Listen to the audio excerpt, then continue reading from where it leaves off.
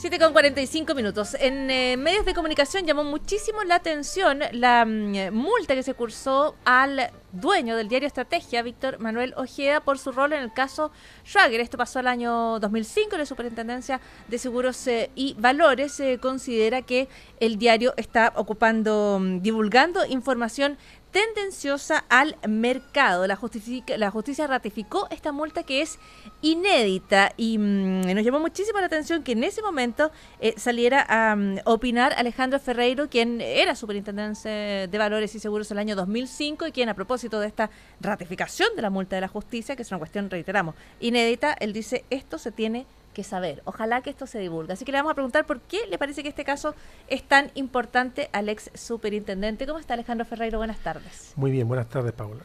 En este caso lo que se sanciona es divulgación de información tendenciosa. Para quienes trabajamos en los medios, inmediatamente nos llama la atención, pero en el caso del mercado, ¿a usted qué le parece relevante en esta situación? Quizás un breve resumen de los hechos que fueron objeto de la sanción.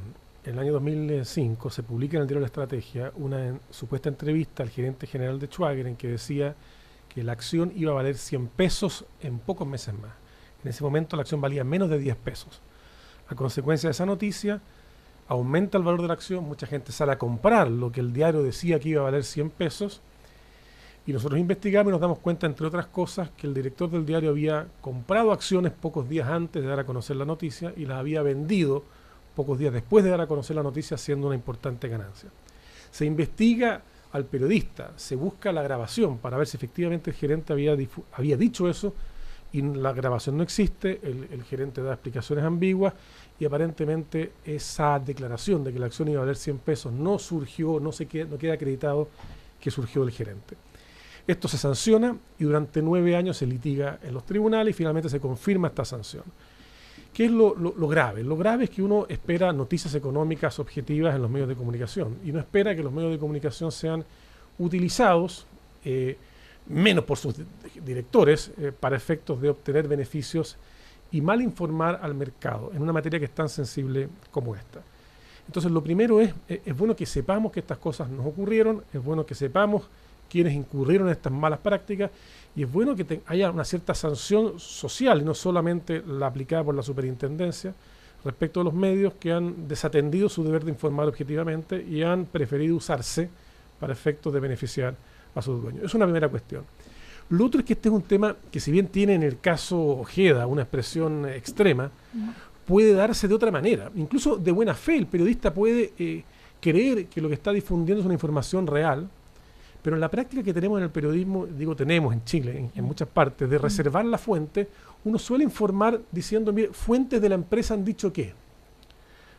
Y no se identifica concretamente quién dijo tal cosa. Ahora, si eso que se dice tiene impacto potencial en el valor de la acción hacia arriba o hacia abajo, indirectamente y de modo inadvertido, ingenuo, se puede estar manipulando el mercado. Usted, como superintendente, vio eso, y aquí quiero hacer para efectos de la transparencia. Usted también es un hombre de transparencia. En Cooperativa, por ejemplo, no tenemos esa práctica, no publicamos, precisamente porque es audio y necesitamos las voces de las personas, no publicamos notas donde se dicen, o fuentes se aseguran, o gente al interior que no quiere dar su nombre dice las cosas. Pero sí, eso uno lo lee en algunos reportajes. ¿Usted cree que eso se hace con intención? ¿Usted cree que es propio de la prensa escrita? ¿Usted lo vio? Yo creo que es propio de la prensa escrita, por lo que tú dices. En televisión no sirven las fuentes anónimas y en la radio tampoco. Pero la prensa escrita es frecuente. Probablemente mucha gente no hablaría de otra manera sino así, y el acceso a la información sería más dificultosa, pero eso conlleva un riesgo, y ese es el riesgo que yo quiero poner de manifiesto. Porque a través de la reserva de la fuente se puede generar cierta impunidad en quienes quieren pasar mensajes a través de los medios de comunicación para hacer subir o bajar el precio de una acción. Y hay gente que gana cuando las acciones suban, pero también puede ganar difundiendo una mala noticia cuando las acciones bajan. En consecuencia, en la práctica internacional, cuando uno habla con los periodistas especializados, Reuters, Bloomberg y otros especializados en temas económicos, la buena práctica es la identificación siempre precisa de la fuente, especialmente en aquella información que puede tener un impacto en el valor de cotización de un instrumento financiero. Informaciones de impacto bursátil. Usted, como superintendente, vio que, o tuvo sospechas de que eso ocurría con otros medios, no solo con Estrategia. A ver, en ese año, en 2005. lo que uno ve es esta práctica, una práctica en donde no puedo yo señalar que estamos frente a una irregularidad o un intento de manipular el mercado. Lo que sí me parece una práctica riesgosa porque se presta para que eso ocurra. Y esa práctica es frecuente. Lo que no nos consta, porque si no habríamos tenido que actuar de otra manera, es que esa práctica fue utilizada para efectos de difundir información maliciosamente, tendenciosamente. Ahora, usted también señala que como superintendente sufrió de alguna manera las consecuencias de esta denuncia, ¿no? Bueno, eso fue una cosa más bien anecdótica. Yo, meses después de esto, fui nombrado ministro de Economía. Me tocó muchas veces dar a conocer algunas noticias de relativa importancia que eran cubiertas por todos los medios, salvo por el diario La Estrategia. La Estrategia tenía un cierto resentimiento, natural probablemente a consecuencia de lo que ocurrió, y yo no tuve cobertura alguna durante el año y medio que fui ministro de Economía. Ahora, eso a mí me llevaba a una cierta constatación, la lamentable confirmación de que el medio de comunicación era efectivamente utilizado para propósitos más bien personales o que reflejaban las intenciones, inquietudes del dueño más que una objetividad periodística. Pero en fin, son cuestiones ya del pasado. Más anecdóticas. Pero ya que estamos en una conversación que tiene que ver con economía y que tiene que ver con medios de comunicación, y siendo usted, habiendo sido ministro de Economía, ¿cómo ha visto, porque hay otras formas de ejercer otras influencias u otras presiones respecto a otras materias, cómo ha visto la discusión de la reforma tributaria, por ejemplo, el rol que ha jugado la prensa en ese debate?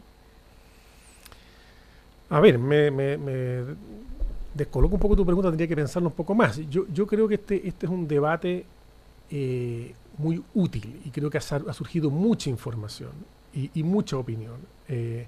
Y no podía sino ser así. Creo además que ha habido cambios en las posiciones de los actores.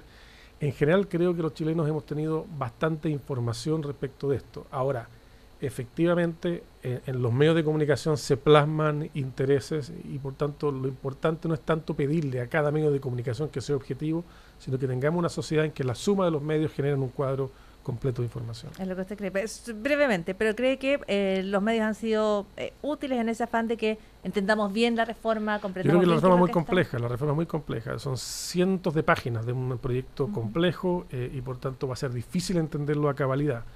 Pero yo creo que sí los medios han dado cuenta de un intento por buscar consensos, por llegar a acuerdos, por alejarse de las posiciones iniciales, buscar un punto de convergencia. Y eso creo yo que el acuerdo, más que el contenido mismo del acuerdo es una buena noticia que ayuda a mejorar las expectativas de futuro en Chile. Ahí están las declaraciones de Alejandro Ferreiro. Podríamos conversar muchísimo más, pero se nos acaba el programa. Le agradecemos de todas maneras la visita a los estudios de Radio Cooperativa.